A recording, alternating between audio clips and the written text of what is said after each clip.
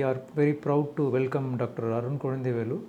He is one of the rare gem among dentists because many doctors after finishing UG they either want to do PG or they either want to do start a small practice and grow it a slightly bigger way. But very rarely we can see such a kind of person is operating around 32 branches, 32 to 33 around branches all over the Chennai only. Chennai. Chennai. It is a very monumental work. Thinking itself, it is head spinning for me because managing 3 or 4 branches itself, it is taking a lot of time. But how is managing, how is growing successfully, how he started the career, everything is very interesting to find. We will know it today. So how you started, how you came to this? Yes. Thanks, doctor, for inviting me for this podcast, and I'll try to share my journey actually. Okay. So there is something called a good word in English which we call as perseverance. Okay. Perseverance is just always being restless or always wanting to do something big. So this is something which makes everybody grow from where they are. So my perseverance started very early. So I come from a medical family where my father is a ENT, mom is a gynecologist. So we have a very, very well established nursing home. Back in the days, my mother used to do about 360, 370 deliveries. So more than one delivery per day she used to do. Okay. So our OPDs used to be about 200, 300 footfalls daily. So always my parents used to tell, okay, you do medicine and then come join with us. But I saw my brother doing medicine, then I told medicine is not my cup of tea. Like everybody in dentistry, we also took dentistry for some reason. Some of them don't score, so they take dentistry to become doctors. But for me, I was opting to become a doctor with less burden. So I told them I'll become an engineer. They were not very keen about it. So they wanted me to be a doctor. So dentistry was a default choice. So my brother told it is easier than medicine.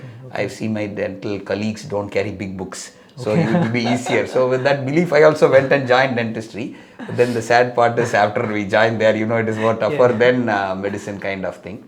So we graduated. So my choice after graduation was very clear. My dad told us good amount of OP there. We have a lot of space. I'll put a clinic. Why don't you start a practice? So I didn't want to do that. So my idea was to do some post-graduation. So I told, let me learn more dentistry because UG didn't give us enough information. So I told, I'll go work with somebody, particularly in a city, to know what is dentistry. Then I'll come back. He told, you can work in my native only. Then you can start a practice. Then I told, no, I want to see the world. So I'll go out and work. So I came to Chennai. I've never been to Chennai before. As an undergraduate student also, we only visited once Chennai. Okay. So then I worked in T Nagar one clinic.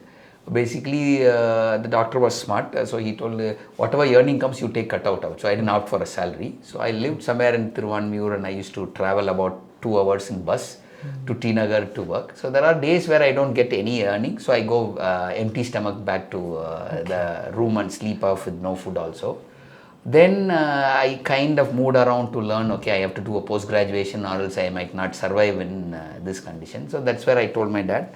So coming from a fairly supportive and affordable, understanding family, I never cleared any entrance exam. So I never opted to write any entrance exam. So I went joined post-graduation conservative. So after passing, they told once again come back. So I somehow want to stay back in city and explore. I don't want to go back there. So the perseverance to stay back in the city drove my first action. So I told I will earn myself and I'll survive myself so that you don't need to support me. If that is the case, I was asked to stay back in city.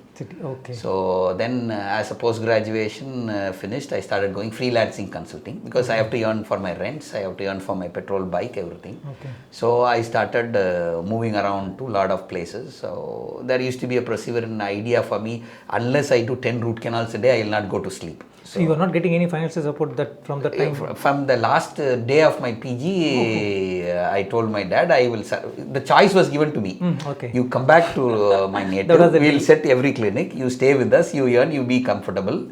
Or if you want to continue there, you have to be yourself. So that was a simple thing. So I stayed back there to prove that I can survive. But slowly I kept doing it. The first step when I went freelancing consulting, I found was everybody was doing 2-3 sittings. Back then I passed out in 2005. So 2-3 sittings were happening. Rotary files were expensive. People were not buying it. So I thought, okay, why don't I buy it, adapt it? So there was no cost justification there. Back then the root canals consulting were paid 700, 800, but your rotary files were 1500 kind of thing. But still I purchased the pro tapers when it came first. I started doing that single visit RCTs back as a consultant. Slowly that gave me more clinics, more visibility. So end of 1 year, 2 year consultation, I was able to manage my own earning. Other than my expenditure, I was able to start saving it.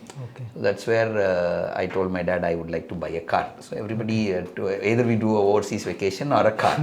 So my dad told, okay, you buy a car, no problem. Then I bought my first Indiga. I was able to repay my loan as well as my car. So back then my EMIs were about 30,000-40,000 a month. My living expenditure was 30,000-40,000. So I had my mathematics very clearly.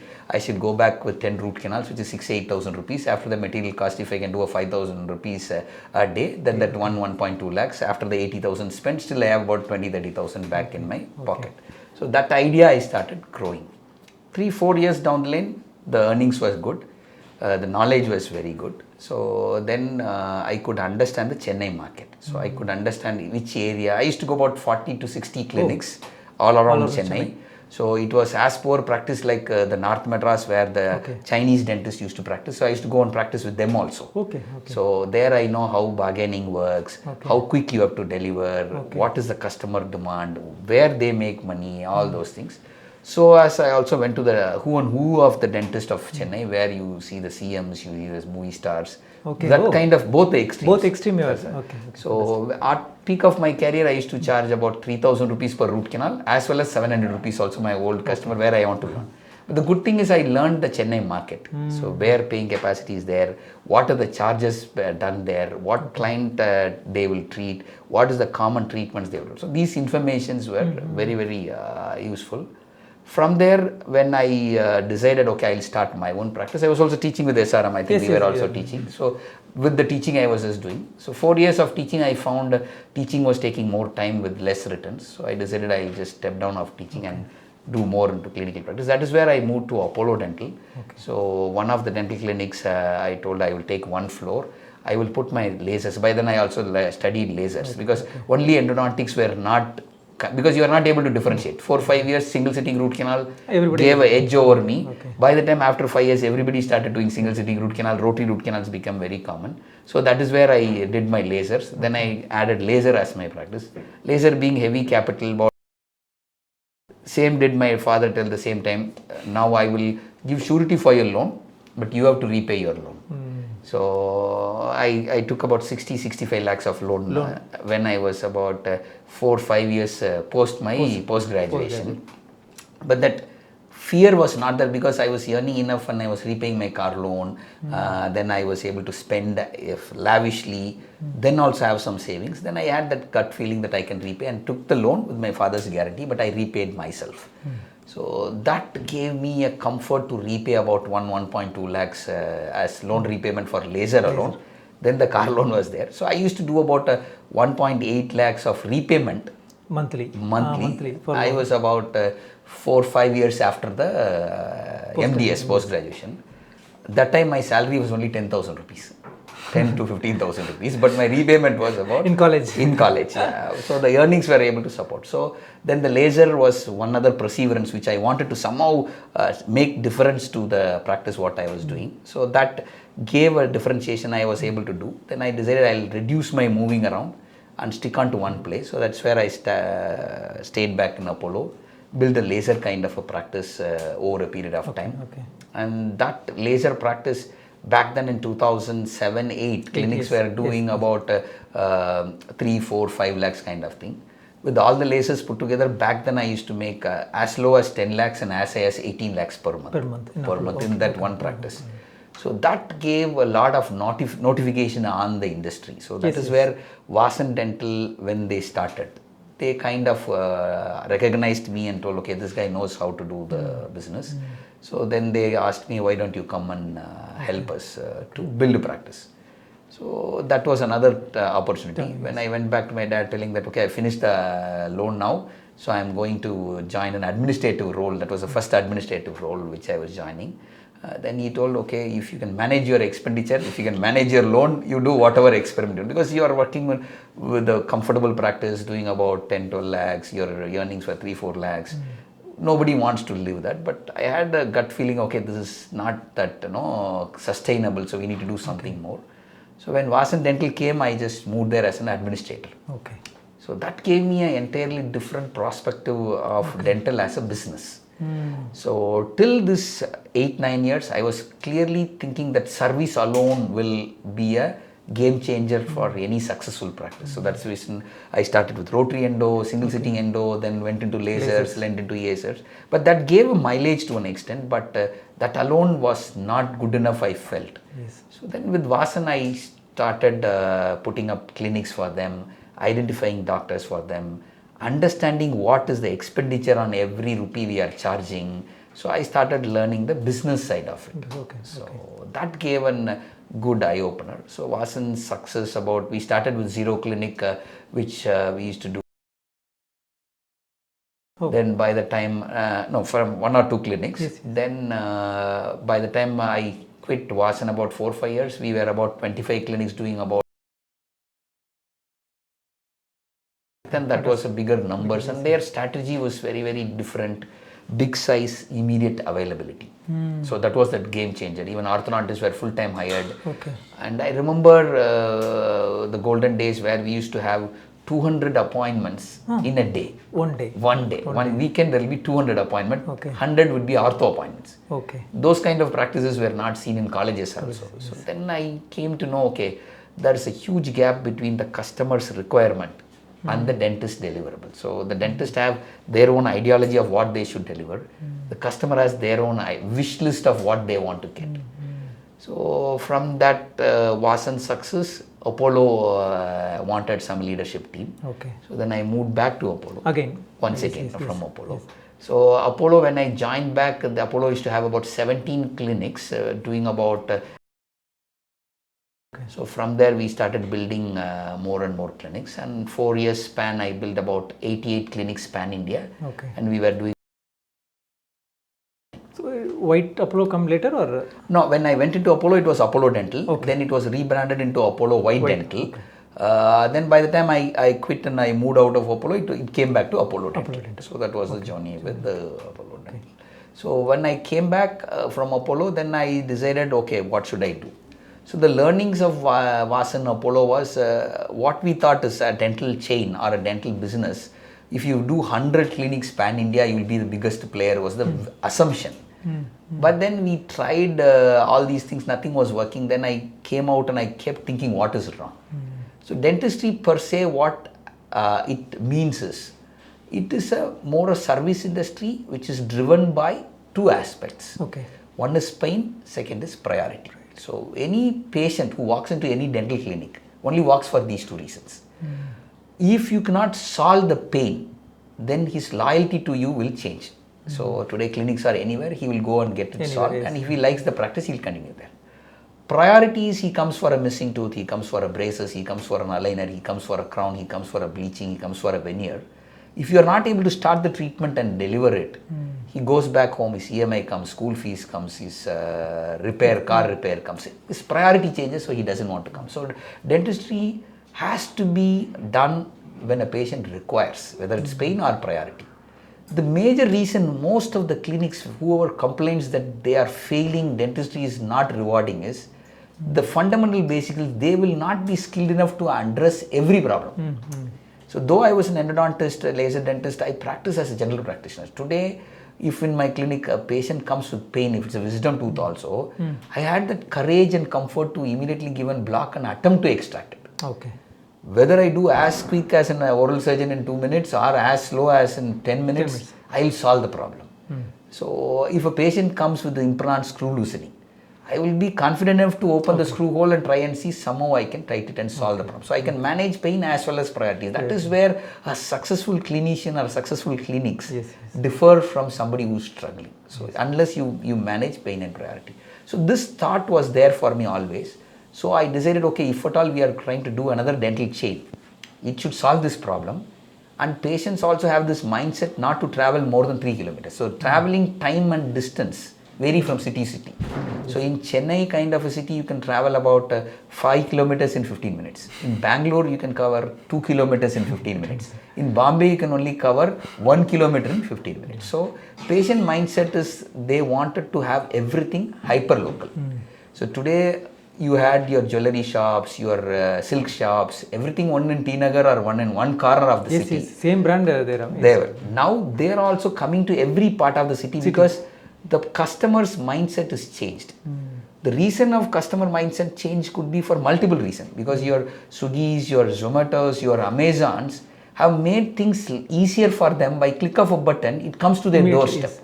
So dentistry, we cannot go to the doorstep, but some of them are trying that, but still they want to have it at closest to their doorstep, and it should also be solution when they go inside, not only recommendation.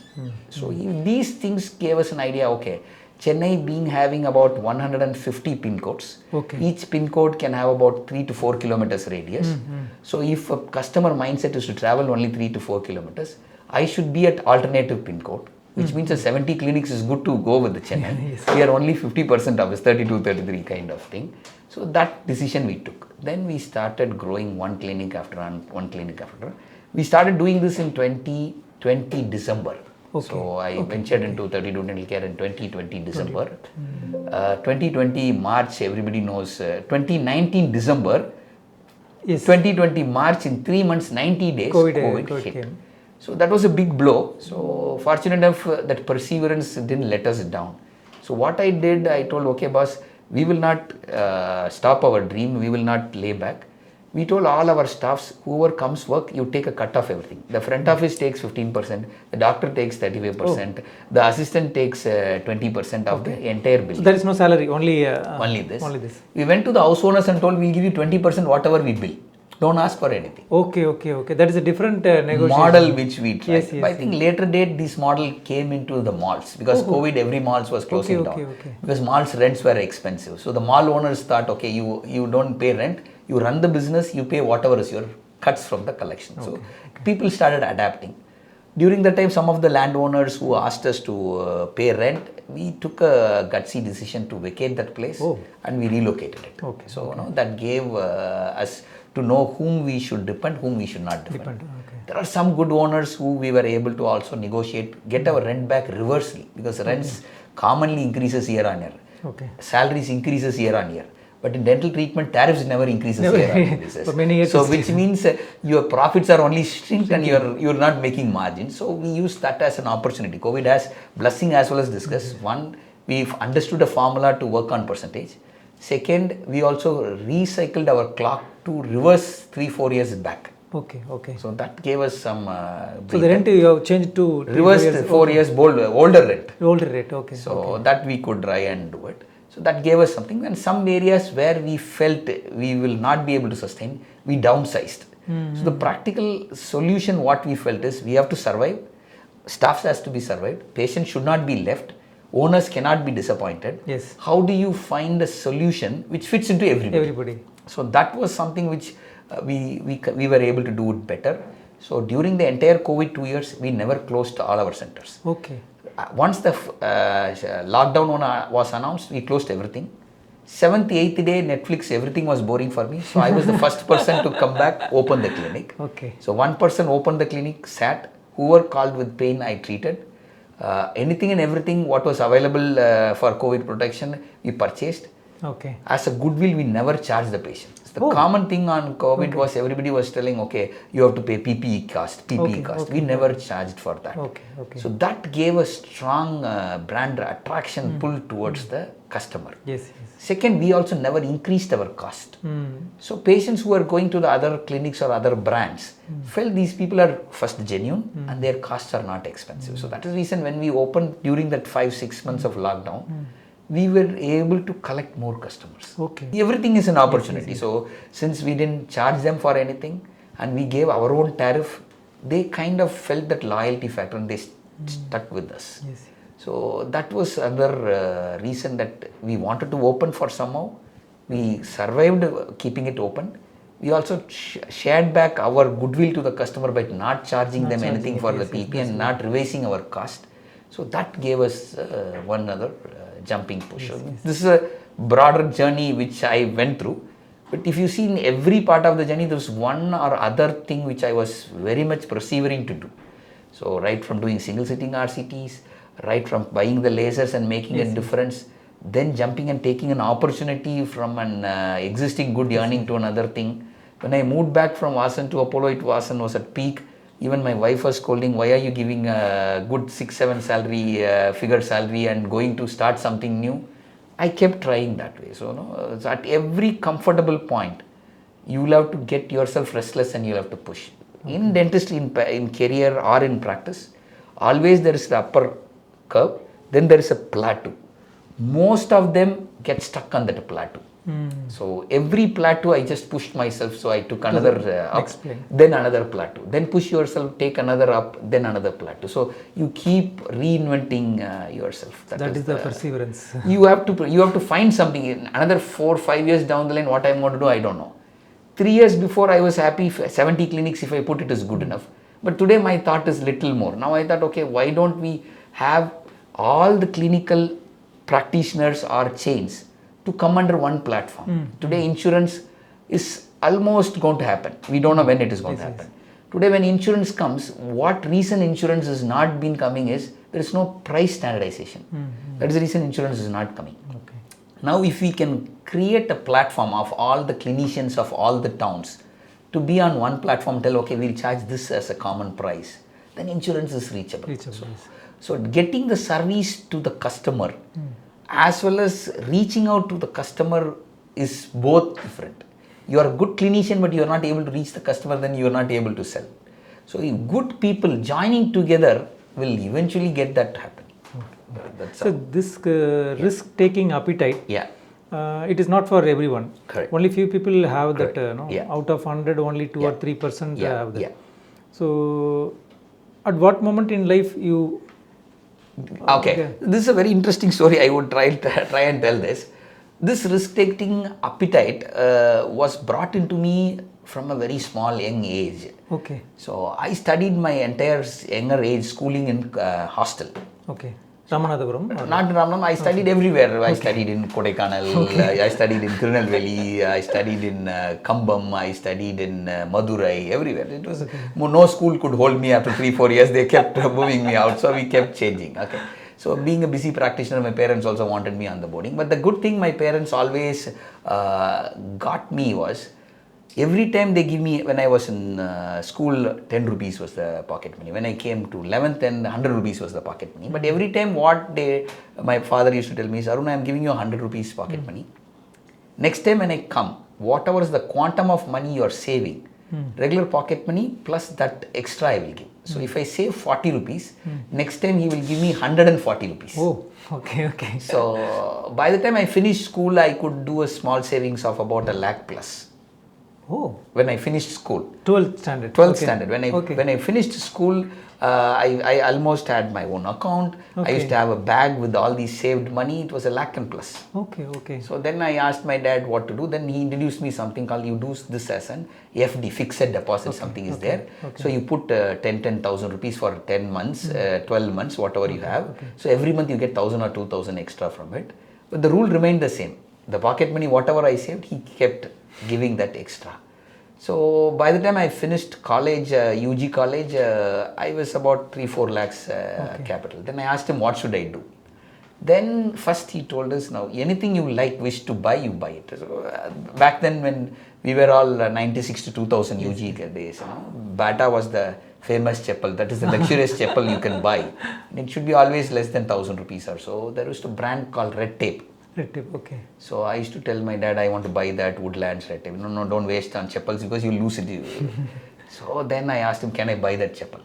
Then he told, okay, buy it.